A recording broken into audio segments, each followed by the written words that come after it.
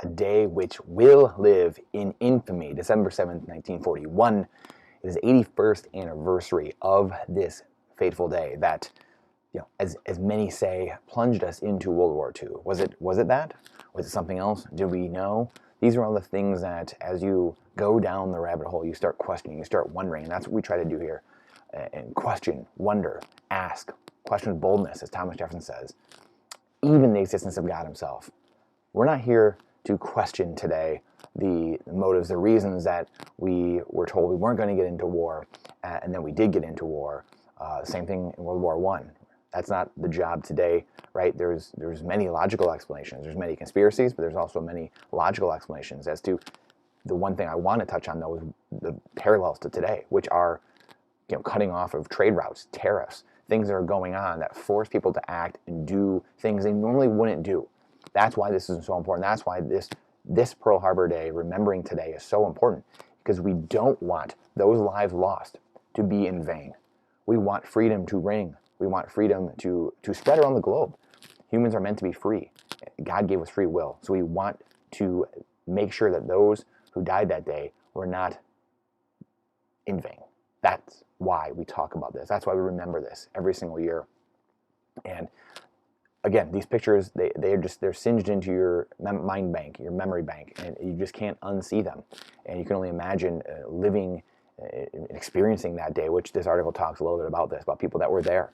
And it's sad how few people are left. Right here saying a handful of centenarian survivors of the attack of Pearl Harbor expected to gather at the scene, which is so cool that they still do this on Wednesday to commemorate those who perished 81 years ago.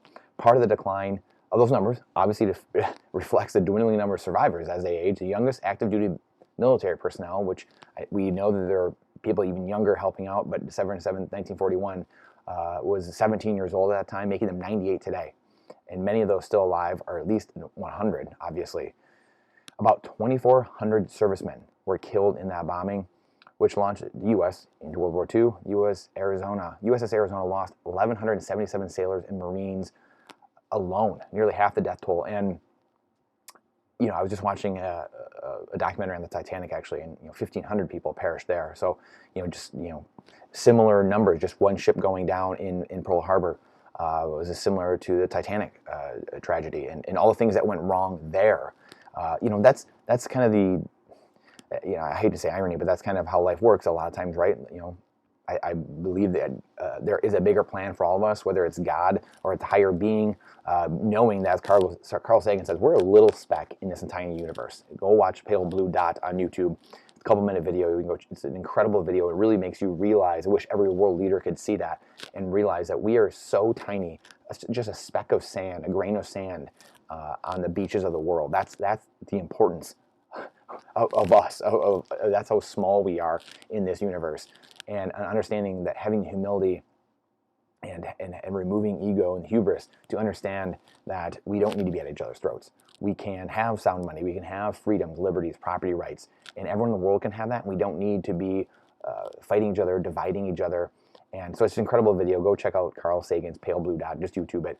And you just see all these mistakes that were made, going back to the Titanic, these things that were made, literally dozens of mistakes that were made, and that's kind of how life works, right? Like, I do believe there's something bigger than us, but there's also many things. God gives us free will, and there's many things that we do that lead up to big things happening, accidents happening, tragedies happening. That's generally how it works.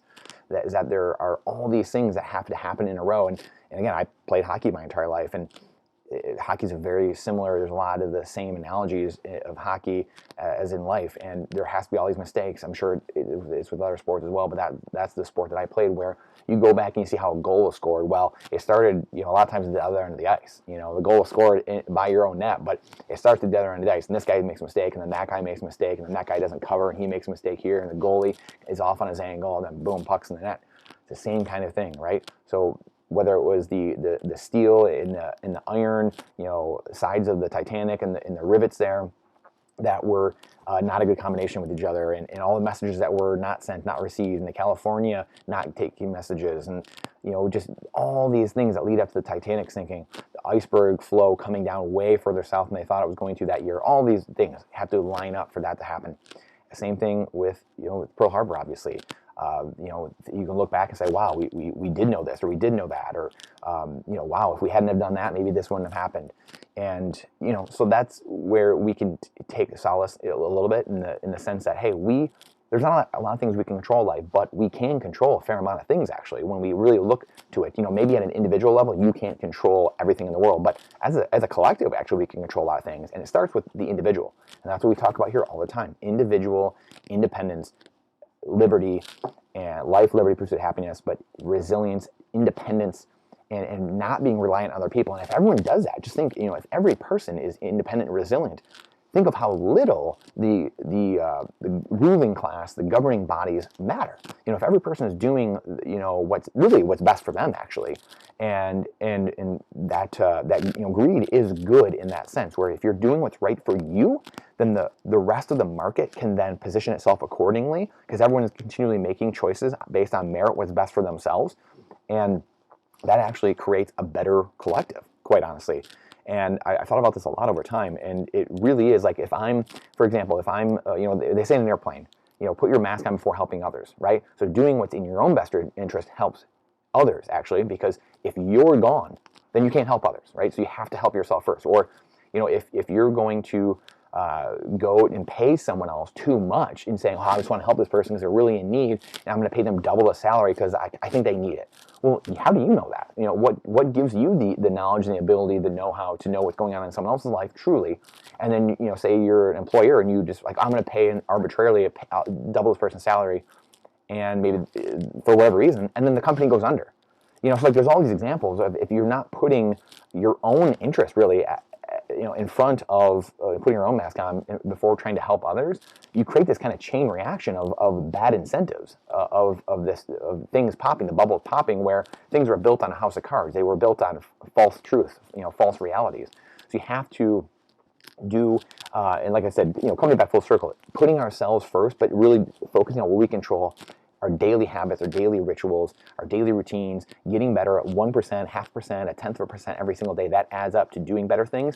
And that groundswell of all of us here at the bottom, the base of society, that goes, and with them we know that whole collective, that tetrahedron, that, you know, that pyramid that the base has. Now we're all in a good space. Now we know everything we build on top of that, the decisions, the layers, society, everything built above that is on solid rock. Right? It's not built on sand. So hopefully that makes sense. Let me know if that makes sense at all. It's just a lot of things I've been thinking about for months now, and just kind of came to a head here, just reading about Pearl Harbor here, and just remembering this day. And this is a lot of the thoughts I had this morning, reading some of these articles and just thinking about this day, and try to post about it every single year, and just take some time, you know, think about stuff, watch some videos, watch some documentaries on it, and just how different times were. And you know, just the mission that people had inside them. I mean, right here, sailors jumped into the water to escape burning ships, and this guy talking about he was helping people as he lived across the bay, and then guys were jumping back into little boats to go back and shuttle back to their vessels to help people, to pull people out of the water, to fight, whatever. He said, you know, very heroic, I thought, right here. So anyway, hope you take a minute to, you know, learn about today and truly what it means, and how we can best learn from history and these lessons.